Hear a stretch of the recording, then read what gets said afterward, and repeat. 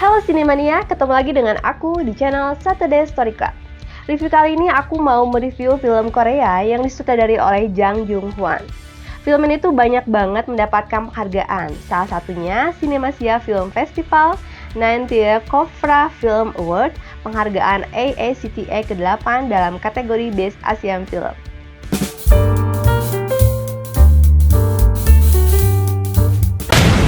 내래 빨개 잡는 거 방해하는 갓나들은 무조건 1987 When the Day Comes adalah film Korea Selatan 2017 yang disutradari oleh Jong Hwan. Film ini diambil dari kisah nyata. Fokusan film ini adalah pada gerakan demokrasi Juni di Korea Selatan. Film dengan anggaran 14 juta dolar mendapatkan profit yang cukup besar, sekitar 54,5 juta dolar. Adanya kematian seorang mahasiswa yang pro-demokrasi yang bernama Jong Chul meninggal saat integrasi oleh aparat polisi atas perintah Park Cheong-won. Kematiannya yang ditutupi aparat kepada media membuat publik bertanya-tanya, terutama wartawan nih, yang akibatnya akan menimbulkan protes di beberapa pihak, terutama mahasiswa. Masyarakat merasa terjadi keganjalan yang sangat aneh mengenai kematian mahasiswa Jong Chul dengan keterangan saksi yang dipalsukan. Saat adanya permintaan kremasi mayat dari polisi, jaksa Choi menolak untuk menyetujuinya dengan alasan keluarganya belum melihat jenazah Jong Chul karena meninggal baru beberapa jam dan meminta untuk diotopsi. Polisi menyadari kalau otopsi itu akan membongkar semua perbuatannya.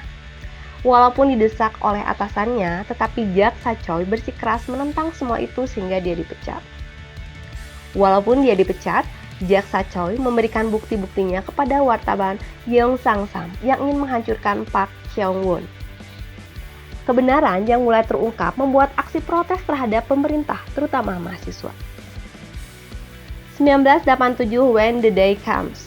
Dalam film ini tidak menampilkan satu pemeran utama yang sangat dominan, tetapi menampilkan peran beberapa karakter dalam perlawanan politiknya. Jang Jung-hwan berhasil membuat film itu berdasarkan kisah nyata gerakan demokrasi Juni Korea dengan alur cerita yang sangat baik. Film yang bertema histori ini di Korea mendapatkan perhatian besar loh saat perilisannya dengan menarik penonton sebanyak 7,2 juta orang. Pada beberapa durasi video menampilkan karakter yang agak dominan. Setelah itu masuk ke area durasi yang lain, menampilkan karakter yang baru. Film ini memberikan pengetahuan yang baru sih mengenai suasana kejadian saat jatuhnya Presiden Korea Chung Dong-hwang di Korea Selatan. Dominan film ini pada histori yang kuat, walaupun sedikit kurang menyentuh sisi emosionalnya.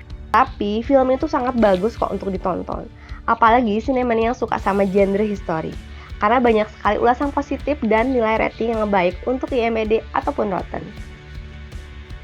Durasi dengan total sekitar 129 menit, saat menonton sangat menikmati visual yang baik dan alur cerita yang menarik, apalagi diangkat dari sebuah kisah nyata. Film Korea memang selalu bagus sih menurut aku, kalau bikin tema-tema kayak histori, seolah-olah memang terbawa saat suasana di era 80-an. Yeon Hee yang dibawakan oleh Kim Tae-ri, pembawaan itu sebagai mahasiswi yang membantu si Pirhan. Pembawaan yang santai tapi memiliki argumen tersendiri dalam melihat suatu masalah, memberikan tambahan warna pada film ini, sehingga film itu lebih menarik. Jaksa Choi Hwan yang dibawakan oleh Ha Jung-woo, pembawaan itu sebagai seorang jaksa yang hati-hati untuk bertindak. Saat menonton film itu di awal, pembawaannya itu sangat baik. Walaupun peran protagonis yang dimunculkan dalam beberapa karakter, tetapi dalam film ini ada peran antagonis yang sangat dominan, yaitu Komisaris Park Cheong-won yang dibawakan oleh Kim Yeon-seok. Pembawaannya itu yang brutal, seram, membuat film itu menjadi lebih seru sih dan menarik. Visual yang baik seperti pada film Korea pada umumnya, sinematografi yang baik dengan arahan warna film yang bersifat klasik. Properti yang sangat mendukung dengan penampilan para pemain di era 80-an, properti yang sesuai. Untuk ending, sebenarnya itu set ending sih. Tapi dari set ending itu akan menimbulkan suatu gebrakan besar di Korea Selatan, sehingga adanya reformasi yang baru. Rating IMDb 7,8 dari 10. Rating Rotten Untuk Tomatometer 82%, untuk audience score 94%, dan rating pribadi aku 7,7 dari 10. Oke, terima kasih.